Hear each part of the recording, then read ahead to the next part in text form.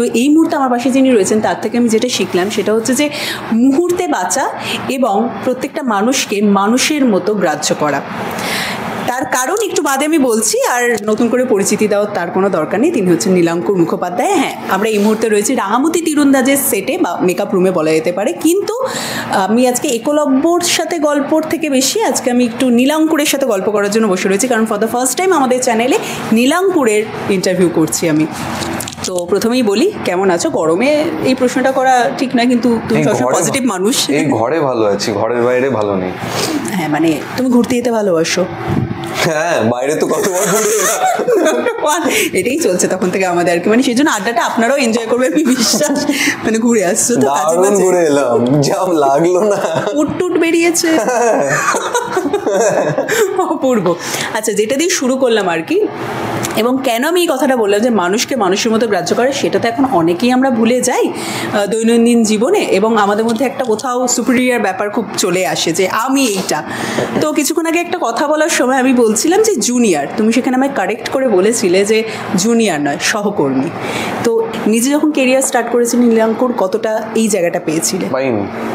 ওই জন্যই কি এটা উপলব্ধি কিনা আমি জানি না, কিন্তু আমার মনে হয় আমি আমার জীবনে এইটা শিখে বড় হয়েছি। তো উপলব্ধি বলতে পারবো না, উপলব্ধি তো মানুষের একটা স্টেজের পর আসে। আমার এটা ঠেকেও আসে আমার, মানে এটা সারা জীবনই মনে হয়ে এসেছে যে সবাই আমার সহকর্মী। আজকে চান্দ্রিদি আমার সহকর্মী, কিন্তু চান্দ্রিদি আমার সিনিয়র, আর চান্দ্রিদি is someone I immensely adore. ঠিক আছে, কারণ চান্দ্রিদির কাজ দেখে এসেছি, চান্দ্রিদিকে আমার দুর্দান্ত লাগে।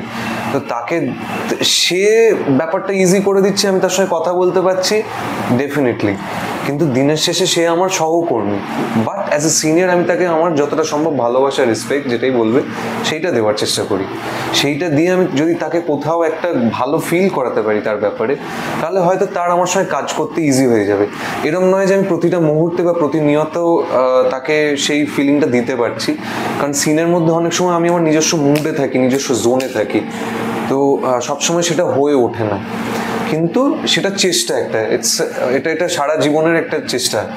এই যে তুমি বলে একটা নিজস্ব মুডে থাকি, একটু আগে যখন বিটিএস আমরা নিতে গেছিলাম তখন আমি দেখলাম যে সত্যি মানে কাট বলার পর নিজের একটা মুডেই ঢুকে গেছো, নাচের মধ্যে ঢুকে গেছিল। হ্যাঁ, আমরা ওটা আজকে মানে আমার গরমে বাইরে, ওই যে বললে না ঘুরতে গেছিলাম কেমন লাগলো, তো ঘুরতে গিয়ে এতটা মাথা ঘুরে গেছে যে আমি সিনের মাঝখানে সবকিছু ভুলে গিয়ে নাচছিলাম।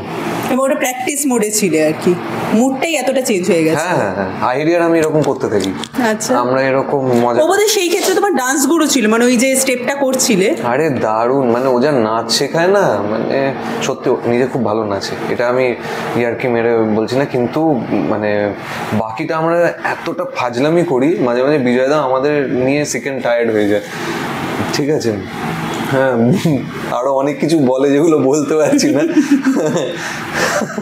মজা করি বলে, নো স্ল্যাং ল্যাঙ্গুয়েজ, কিন্তু মজা করি বলে, মাঝে মাঝে আমাদের নিয়ে অতিষ্ঠ হয়ে যায়। আমি একদিনকে জিজ্ঞেস করেছিলাম, তোমার চুলটা এত সুন্দর, সকালে তুমি আসো পাতা থাকে, হ্যাঁ, বাড়ি যখন রাত্রিরে যাও এবড়ো খেবড়ো, হ্যাঁ, খারাপ হয়ে বলে তোদের জ্বালায়। জুনিয়র তুমি বললে না ওই জায়গাটা পাইনি, তুমি যেহেতু বললে আমি শিখেই এসছি ওই জায়গাটা, যে সিনিয়র জুনিয়র ওইভাবে আলাদা না করা, যখন নিজে পাওনি সেটা কোথাও একটা হতাশার মধ্যে নিয়ে গেছিলো কি? হতাশা হয়েছে, কিন্তু মানে দিনের শেষে একটা মানুষ যদি, আমি মনে করি আননেসেসারিলি আমাকে অ্যাটিটিউড দেখায়, আমার তাকে পাত্তা দেওয়ার কোনো দরকার নেই। ভেরি অনেস্টলি এটা মানে আমি মনে আছে, আমি যখন প্রথম দিকে কাজ করতে এসেছি, আমি তখন একটা সিরিয়ালে কাজ করি, একটি নামি প্রোডাকশন হাউসে। প্রডিউসার খুব ভালো ছিল, একজন সিনিয়র অ্যাক্টর ছিলেন। আমি জানি না ওনার মানসিক অবস্থা কীরকম ছিল, কিন্তু উনি মাঝে মাঝেই না লোকের ওপর ওনার একটা আউটবার্স্ট হতো, এটা আমি বলে না, অনেকের ওপরই হতো। তো একদিন উনি বোধহয় কোনো কারণে আমার ফ্যামিলি ব্যাকগ্রাউন্ডে জানতে পেরে ওনার মনে হয়েছে যে মানে I M super privileged, which I think in my case is not. কারণ আমি ভালো জায়গার থেকে এলেও আমাকে আমার নিজেরটা খেটে তৈরি করতে হয়েছে, অ্যান্ড এটার জন্য আমি এক্সট্রা কোনো ফেভার পাইনি। তো উনি ওটা নিয়ে না অকারণে অদ্ভুত অদ্ভুত ঝামেলা তৈরি করতেন। তো ওনাকে দেখে আমি বুঝেছিলাম যে মানসিক অবস্থা এবং মানুষটা যদি বেসিক্যালি ওরকমই হয়, সে ওরকমই, তাকে কিছু করার নেই। আর কেউ যদি আননেসেসারিলি অ্যাটিটিউড আমায় দেয়, আমি তার সঙ্গে কথা বলি, I simply avoid that person. কারণ নিজের মেন্টাল পিসটাকে কেন নষ্ট করা? মেন্টাল পিসের ব্যাপারই নয়, সে আমার জন্য নেই, সে আমার কাছে ওই চেয়ারটার মতো, আমার কাছে ওই চেয়ারটার মতো, ভেরি অনেস্টলি সে আমার কাছে ওই চেয়ারটার মতো, সে আমার কাছে আছে, নেই, থাকতে পারে, না থাকতে পারে, কিচ্ছুই সে জানে না। আমি তাকে ওইটুকু ফিলিংটা আমি দিয়ে দেবো, সবার সামনে নাও দিতে পারি, তাকে আমি ওই ফিলিংটা দিয়ে দেবো। নীলাঙ্কুর, এই যে বললে তুমি যে আমি যেই ব্যাকগ্রাউন্ড থেকেই আসি না কেন, জায়গাটা আমাকে নিজেকে করতে হয়েছে, স্ট্রাগলটা হওয়াটা দরকার একটা নিজেকে প্রতিষ্ঠিত করার জন্য একটা জায়গায়। দেখো আজকে মনে হচ্ছে স্ট্রাগলটা হওয়ার দরকার ছিল, একটা সময় সবারই মনে হয় যে হেল্পের দরকার হয়। তো ওই কন্ট্রাডিকশনটার মাধ্যম দিয়েই মানুষ আসে। কন্ট্রাডিকশন ইজ লাইফ, আর কন্ট্রাডিকশন নিয়ে আমরা বাঁচি মানুষ হিসেবে। তো ওইটার মধ্যে দিয়ে আমরা এসেছি, আর আমিও এসেছি, আমার মতো আরও 1000 জন এসেছে। এটা ভালো, সবার একটা স্ট্রাগল হওয়ার দরকার। স্ট্রাগলটা না হলে না তোমার বেস্টটা কোনোদিনও বেরোতে পারে না। আমি এখন আমার বেস্টটা ছুঁতে পারিনি, কিন্তু আমি সেটার দিকে অগ্রসর হচ্ছি। রাইট। এই যখন হতাশার মধ্যে দিয়ে যাওয়ার সব থেকে মানে বড় রোলটা তো বোধহয় বাড়ির লোকেরা প্লে করে, যে সাপোর্টে থাকা, হ্যাঁ হবে। তোমার ক্ষেত্রে? আমার ক্ষেত্রে আমার পিসি প্লে করেছেন, উনি ভীষণভাবে আমাকে সাপোর্ট করেছেন। এক একটা দিন মনে হতো যে আচ্ছা সবাই তো শ্যুট করছে, আমি কেন বাড়িতে বসে আছি, আচ্ছা ওরা এই সময় 12টা বাজে, এবং এটা সত্যি মনে হতো একটা সময় যে 12টা বাজে, এখন কোন শটটা দিচ্ছে, এখনও কি শটে গেছে। তো একটা সময় মনে হতো যে আমি রোজ কাজ করতে চাই, তো সেটা হয়েওছে, ইটস নট দ্যাট হয়নি। হ্যাঁ, তখন মনে হচ্ছে ওরেও আর দিনটা তাড়াতাড়ি কীরকম যায়। আমি বললাম না কন্ট্রাডিকশনের ব্যাপার। তারপরে আবার বাড়িতে যখন ছুটি পেয়ে থাকি তখন মনে হয় না, দিনটা অ্যাকচুয়ালি স্লো যায়, আমি ভাবছি তাড়াতাড়ি যাচ্ছে, ইট ইজ নট দ্যাট। তো হতাশার মধ্যে সাপোর্টটা আমি আমার পিসির পেয়েছি ডেফিনেটলি। এত দূর আসার ক্ষেত্রে আমি বলবো যে মানে আমি নিজেও জানি না, ভগবান আমাকে ডেফিনেটলি ব্লেস করেছেন যে আমি কিছুটা পথ হলেও আসতে পেরেছি নিজে। কারণ আমি অনেককেই দেখি, আমি আজকে যখন স্টুডিওর ভেতরে আসি, আমি দেখি যে আমার থেকে হয়তো বেশি ট্যালেন্টেড, বেটার লুকিং মানুষ, তারা সবাই দাঁড়িয়ে আছে কাজের আশায়। আমি যে কাজ করতে পারছি, এটা ভগবানের ব্লেসিং। সেই ইচ্ছাটা রয়েছে এবং তুমি কন্টিনিউ সেটা করে যাচ্ছ, কাজটা আমি করে যাচ্ছি। ওই যে তুমি সাবঅর্ডিনেশনের কথা তুমি যেটা বললে না, যে জুনিয়র ফিল করিয়েছে, এরকম দিন গেছে যে আমি মানে রেগুলার আমি জুনিয়র আর্টিস্ট হিসেবে শুরু করেছিলাম, সেইখান থেকে শুরু করে আমি যখন একটা রেকারিং ক্যারেক্টারে আসি, রেগুলার ক্যারেক্টার, তারপরেও আমাকে আমার ঘরে খেতে দিতে রিফিউজ করেছে, এরকম হয়েছে আউটডোরে গিয়ে। তো এই ছোটো ছোটো বিষয়গুলো না যেমন হতাশার কারণ হয়ে দাঁড়ায়, তখন একটা জায়গায় মানুষের মনে হয় যে না, আমি ঘুরে দাঁড়িয়ে এমন একটা জায়গায় যাব যে অন্তত এই জিনিসটা আমায় বলতে পারবে না, জেদ হিসেবে কাজ করে। ডেফিনেটলি আমি এরকম দেখেছি, আমার কো অ্যাক্টররা আমায় প্রশ্ন করেছে যে যারা 2-3 দিনের কাজ করতে আসে, যারা জুনিয়র আর্টিস্ট, তাদেরকে আমি আমার ঘরে বসতে দিই কেন? প্রথম কথা, আমি আমার ঘরে বসে নিই, আমি সবাইকে এটা বলি, সবাই বললে এটা হাসে, কিন্তু আমি এটাকে হাসির ছলে বলি না, ঠাট্টার ছলেও বলি না, ইয়ার্কির ছলেও বলি না। আমি ভাড়ার, এই ঘরটা ভাড়ার, সব কিছু ভাড়ার এখানে, the producer is the only owner. হ্যাঁ, তো আমরা সবাই প্রডিউসারের আন্ডারে, আমরা কে কোথায় বসবো, কি করব না করব, সেটা আমার লুক আউট নয়। সেকেন্ড, আমি যখন নিজে জুনিয়র ছিলাম, তখন আমি যে যে জিনিসগুলো ফিল করতে করতে এসেছি, সে আমার থেকে একটা মানুষ যদি একটা পদে কাজ করতে আসে, সেটা যদি আমার থেকে জুনিয়র হয়, it does not matter for me. সে যদি বয়সেও বড় হয়, it does not matter for me. তাকে যদি আমার ঘরে বসতে বলা হয়, আমি যে ঘরে বসে আছি, ডেফিনেটলি আমি কোনোদিনও তাকে বার করে দেবো না, আমি কোনোদিনও এইটাতে আমি হিরো এইটা ফলাতে যাবো না। It's not my cup of টি।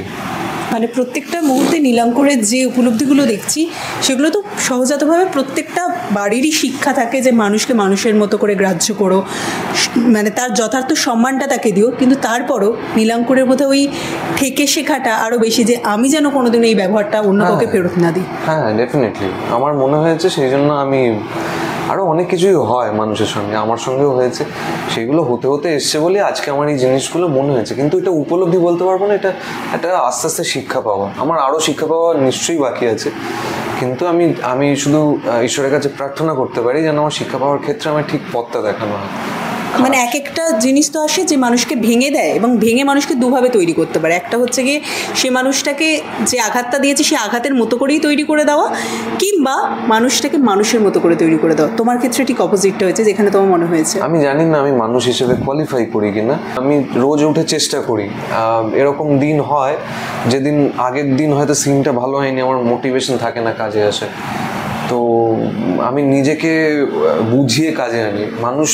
মানুষ হয়ে ওঠাটাও ঠিক এরকমই ব্যাপার, নিজেকে বুঝিয়ে একটা জায়গা অবধি আনা। আমরা তো সবাই প্রকৃতপক্ষে পশু, আমাদের শিক্ষাটাই আমাদের ভাবনা চিন্তা এইটাকেই আলাদা করে দেয়, মান আর হুঁশ। হ্যাঁ, সো ওইটা যতটা সম্ভব নিজের মধ্যে কাল্টিভেট করা যায়। অনেক সময় হয়েছে আমি পারিনি, তো সেই জন্য আমি বলতে পারছি না যে আমি মানুষ হয়ে উঠতে পেরেছি। আর তোমাকে এখন যখন সবাই পর্দায় দেখেন, বাড়ির লোকেদের কিরকম ভালো লাগাটা তো অবশ্যই রয়েছে, তার সাথে আর কি বলেন আরো অনেক চরিত্র দেখা ফিডব্যাক নিয়ে আমি সত্যি ফিডব্যাকটা নিই না।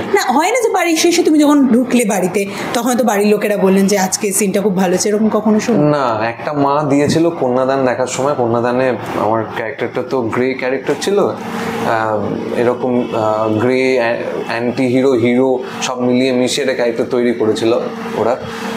খুব সুন্দর ক্যারেক্টার। তো ওই ক্যারেক্টারটার প্রথম কয়েকটা এপিসোডে দেখানো হয়েছিল একজন বয়সে বড় বিবাহিতা মহিলার সঙ্গে আমার সম্পর্ক আছে এবং আমার মা সেখানে আমায় পাঠাচ্ছে অন স্ক্রিন মাদার। তো আমার মা সেটা দেখে বলেছিল এরকম যারা পুরুষ মানুষের বাড়িতে বউ রেখে এরকম অন্য মহিলার সঙ্গে লটর পটর করে আমার তাদের একদম পছন্দ হয় না। আমি ছিলাম মা, আমি ওটা একটা চরিত্র প্লে করছি, ওটা আমি নই। বর্তমানে রাঙামতি তীরন্দাজ দেখে কিছু বলেন? না, আমার অ্যাকচুয়ালি জানা হয়নি, কারণ হচ্ছে যে আমি অনেকটা সময় বাড়িতে থাকি না, আর এটা দাঁড় করানোর জন্য আমাদেরকে অনেকটা ফাইট করতে হয়েছে, তো সেই জন্য বাড়িতে যেহেতু থাকি না আমি ফিডব্যাকটা নিইনি। আর আমি একটু শাই এইসব বিষয়ে। আজকে যদি আমি অ্যাক্টর না হতাম, আমি খুবই মানে কোণে বসে থাকা একটা ঘর কোনো মানুষ ডেফিনেটলি তৈরি হতাম। জব করলেও আমি কতটা সোশ্যাল হতে পারতাম I am not sure.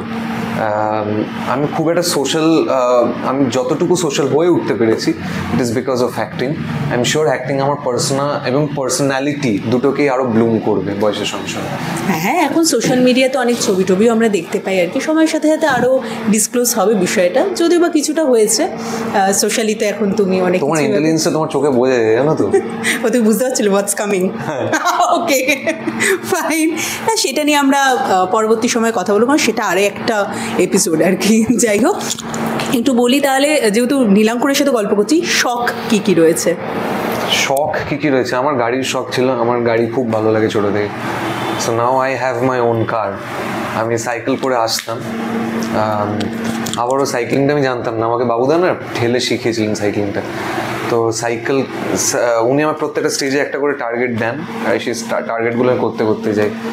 So গাড়িটাও একটা টার্গেট ছিল, গাড়িটা আমার কেনা হয়ে গেছে। আমি নিজের গাড়িটা যতদিন না কিনতে পারি আমি ততদিন আমি সাইক্লিং করেই ট্রাভেল করতাম।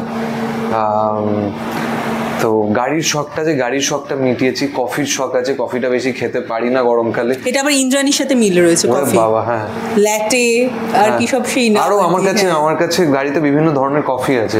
আমার গাড়িটাতে কফি গন্ধ বেরোয় প্রচন্ড। মানে গাড়ি নয় ওটা, কার না ওটা, ক্যাফে, কফি দিয়ে ভরা ক্যাফে। গাড়ির শখ আছে, এক্সারসাইজের শখ আছে, সাইক্লিংয়ের শখ আছে, বই পড়ার শখ আছে, সিনেমার শখ আছে, যেগুলো এই মুহূর্তে হয়ে উঠছে না। এই তিনটে জিনিস যেগুলো শেষ বললাম। খাওয়ার শখ আছে, প্রচণ্ড ফুডি। বাকি মানে আরও অনেক কিছু আছে, ঘোরার ইচ্ছে আছে, অনেক কিছু আছে। মানে there is so much to do in life. আমি কোনোটাকে না মানে এইটা চাই, এটা করতে চাই না, এটা বলে বাদ দিতে পারবো। আর আমার লাইফটা এনজয় করবো। এক্স্যাক্টলি।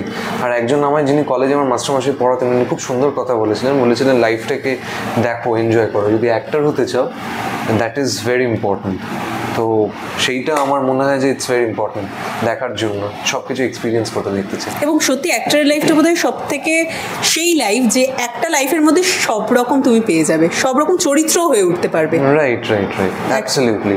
এখনো অনেকটা পথ চলা বাকি রয়েছে, তুমি ঠিক যেরকমটা বললে। আমরা অনেক রকমভাবে তোমাকে আরও আবিষ্কার করবো। আপাতত একলব্য হিসেবে দর্শকরা ভালোবাসছে, কিন্তু নীলাঙ্কুরকে জিজ্ঞাসা করবো যে এখনও এই জায়গাটায় দাঁড়িয়ে, যে জায়গাটা তুমি এখন দাঁড়িয়ে রয়েছো, কাউকে উত্তর দেওয়ার মতো মনে হয় যে আজকে এই জায়গাটা পৌঁছাতে পেরেছি? হয়তো সেদিনকে সেই মিসবিহেভটা, খারাপ কিছু কথা, কটু কথা বা আমাকে গ্রাহ্য না করার জন্য আজকে এই জায়গাটা পৌঁছাতে পেরেছি।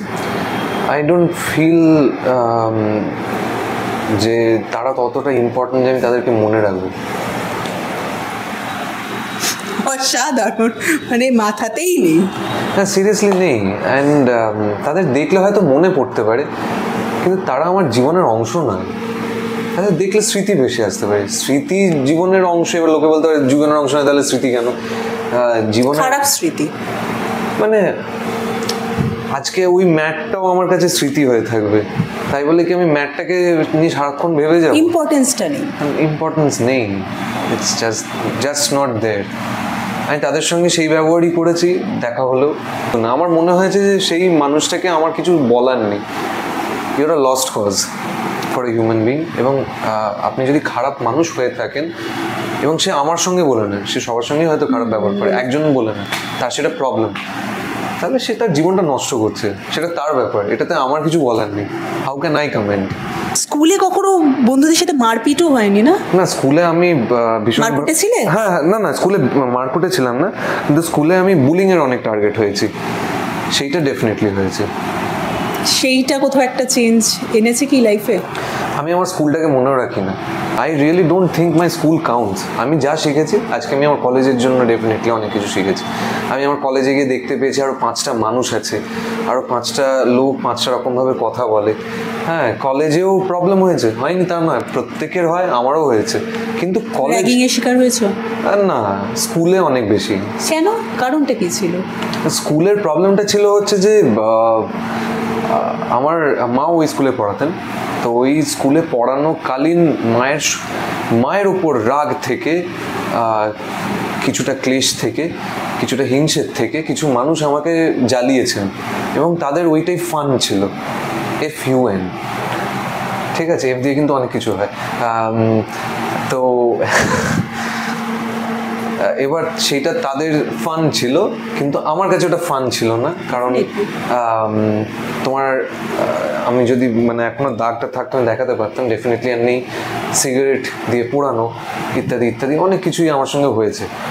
So it was not fun for me. আমাকে আমি রাফ ওয়ার্কের লাইন অঙ্কে শিখে গিয়ে আগের লাইন টানতে শিখে যাওয়ার জন্য টিচার আনজিপ করে আমি করিডোরে দাঁড় করিয়ে দিয়েছে। So a lot of nonsense has happened in school to me. তো আমি আমার স্কুলকে কোনোভাবেই কোনো ক্রেডিট, কোনো ডিসক্রেডিট, কোনো খাতাতেই রাখতে চাই না। I don't want even count. ওটা আছে, ওটা নিজের মতো আছে।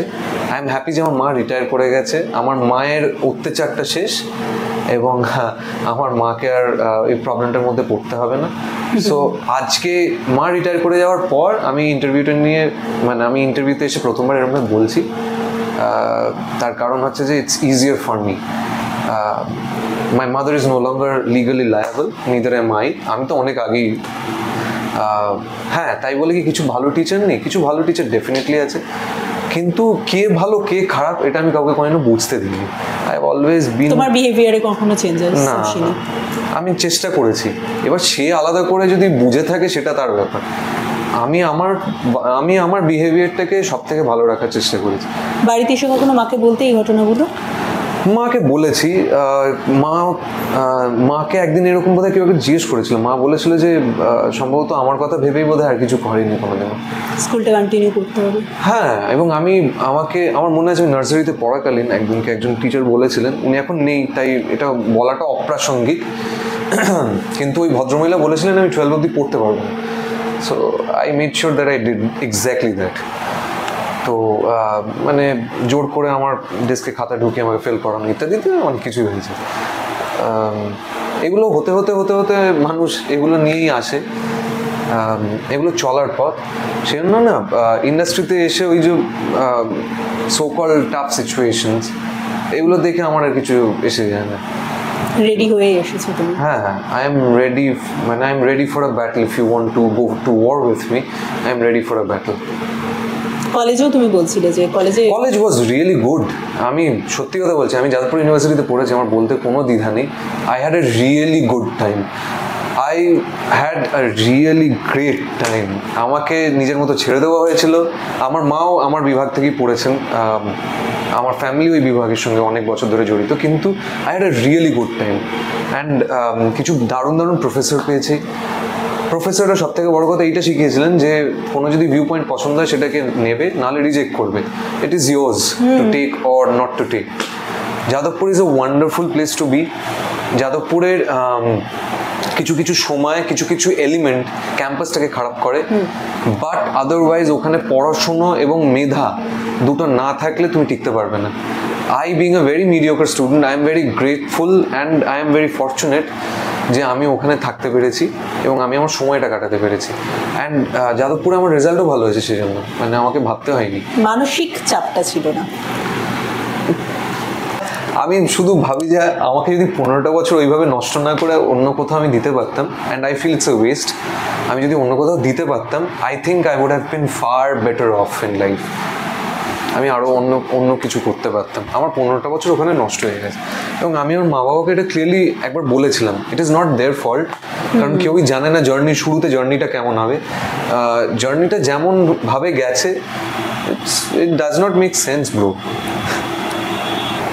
আশা করি এরকম যেন কারোর সাথেই না হয় যেটা নীলাঙ্কুরের সাথে হয়েছিল স্কুলে, কারণ স্কুলে তো অ্যাকচুয়ালি আমাদের কেরিয়ারটা তৈরি হওয়া শুরু হয়, আর বাচ্চা তৈরি হয়, ইনোসেন্সটা থাকে।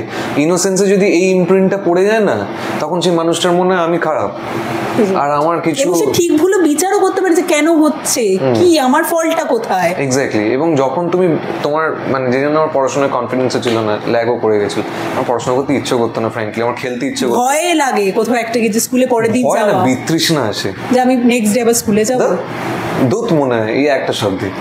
সো এরকম ভালো টিচারও পেয়েছি আমি, যেরকম আমার একজন খুব প্রিয় মানুষ ইন্দ্রাণী আন্টি গত বছর মারা গেছেন। ইন্দ্রাণী আন্টিকে আমি কোনোদিনও মানে গত 12 বছরে দেখতে পাইনি। আনফর্চুনেট, আন্টিকে আমি শেষ মুহূর্ত দেখতে পেলাম না, কিন্তু aunty is the only memory, good memory that I have associated with my school. Otherwise মানে waste of 15 years life. I just wasted 15 years of my life there, and I don't think it was done. It was needed because some people unnecessarily troubled me, unnecessarily bullied me and made me feel less about myself. তারা এখন বলবে যে খুব ইংরেজিতে আমি কথা বলছি, যদি তারা ইন্টারভিউটা দেখেন। আর কিছু লোকের না মানে গাত্রদাহ থেকে তারা এই কাজগুলো করে এসেছেন। সো আজকে যখন রাস্তায় দেখা হয় তারা হাই হ্যালো বলে, আমি একটা হেসে বেরিয়ে আসি, that's it. I don't care if you exist, but as a human being on a same plane, আমরা ইকুয়াল। তুমি আমাকে হাই হ্যালো বলছো, ব্যাস, দ্যাটস ইট। কোনো বন্ধুরা টেক্সট করে তোর কাজ দেখলাম ভালো লাগছে ভাই, তুই তো একটা আমি জানি না, আমি টেক্সট করে না, টেক্সট করলেও আমি দেখি না। আমি স্কুলের সঙ্গে কোনো রকম ভাবে সম্পর্ক রাখতে চাই না। স্কুলে কোনো বন্ধুদের পরবর্তী সময় কলেজ বা অন্য কোনো জায়গায়? না, আমার একজন বন্ধু ছিল, আমার সেই বন্ধুর সঙ্গে আমার মিসআন্ডারস্ট্যান্ডিং থেকে কাট অফ হয়ে যায়, কিন্তু ওই আমার মানে একমাত্র মানে ঠিকঠাক বন্ধু ছিল। যে আমি বললাম না যে আমাকে জাজ করেনি কোনোদিন, আমি কার ছেলে। আমার মা স্কুলে পড়ানোর জন্য অধিকাংশ মানুষই আমার মায়ের কাছে পড়ে এসেছে, তারা অনেকে এখন ইন্ডাস্ট্রিতেও কাজ করছে, কিন্তু এবং তারা আমি আমার মায়ের ছেলে শুনলে তারা অবাকই হয়, কিন্তু মানে সে আমাকে শিখিয়েছিল তার ইনোসেন্স থেকে, সে শেখাবে বলে শেখায়নি, তার ইনোসেন্স থেকে, যে প্রত্যেকটা মানুষ ইকুয়াল। বাহ, দারুণ ব্যাপার এটা। তাই আমি ওকে ওই জন্য আমার বন্ধু বলি। ও আমাকে আমার কোনো কিছু যাচাই না করে আমার সঙ্গে বন্ধুত্ব করেছিল। হ্যাঁ, মানে কেনই বা ব্যাকগ্রাউন্ড দেখবে, বন্ধু না না না, দেখা হতো, এরকম আমার হতো। আই ওয়াজ মানে on a regular basis I was isolated. আমি প্রত্যেকটা সেকশনে হয়তো 2 বছর করে পড়তাম এবং আমার কপালটাও সেরকম, মানে 2 বছর করেই পড়তাম। So I was isolated on a regular basis. Definitely আমি কথা কম বলতাম বলে ইন্ট্রোভার্ট পারসন। ইয়েস, মানুষ অনেক কিছু ধরে নিত, অনেক কিছু ভেবে নিত, আর আমার মায়ের জন্য তো আরোই ভাবা হতো। হ্যাঁ, যে তোমার মা এখানে টিচার, তো তুমি সবার সাথে মিশছো না। হ্যাঁ, আমার ওরকম কোনো কিছুই ছিল না, আমার জাস্ট কথা বলতে ল্যাদ লাগতো। আজকে তুমি যখন আমার ইন্টারভিউটা যেরকম করতে এসছো, আমি যখন ল্যাদ খেয়ে শুয়েছিলাম, আজকে আমি তোমাদেরকে ঢোকার সঙ্গে সঙ্গে সরি বলে দিলাম, ঠিক সেই ব্যাপারটাই। তাদের আমার ব্যবহারে খারাপ লেগে থাকলে I am really sorry to them, but otherwise school was not really a phase that I really enjoyed, and I really don't want to even relive those memories in any way. আমি যে জন্য স্কুলের রিউনিয়নেও যাই না। আমিও আর চাইবো না যে সেই ব্যাড মেমোরিজের মধ্যে তুমি আবারও ঢোকো, আবারও মনে করো, একদমই চাইবো না। এখন যেরকম মানুষটা রয়েছে এবং একদম হ্যাপেনিং একটা মানুষ রয়েছে, সেটাই থাকো, আর সেই হাসিটাই থাকো, আর দুষ্টু দুষ্টু কথাগুলোও থাকুক আর কি। হ্যাঁ, বসন্তকাল নিয়ে আমি খুব একটা কথা বলতে পারলাম না, কারণ বসন্তকাল প্রায় চলে যাচ্ছে, গরমকাল এসে গেছে, কিন্তু কোনো একদিন তো আমরাও সোশ্যালি অনেক খবর পাবো আর কি। Thank you. তুমি এরকম করে ছড়িয়ে সবাই জানেন তো, আপনারা কমেন্ট করে জানাবেন, আমি জানি। তোমার হাতের মধ্যে খবরটা ছড়ানো আবিরের রঙে, আমার মনে হচ্ছে পরের বছর বসন্ততেই কনফার্ম, আমার পরের বছর বসন্ত না, আরেকটু সময় রয়েছে, তাই তো? ওকে, হয়ে গেছে। চোখে চোখে কথা বলে, মুখে কিছু বলে না।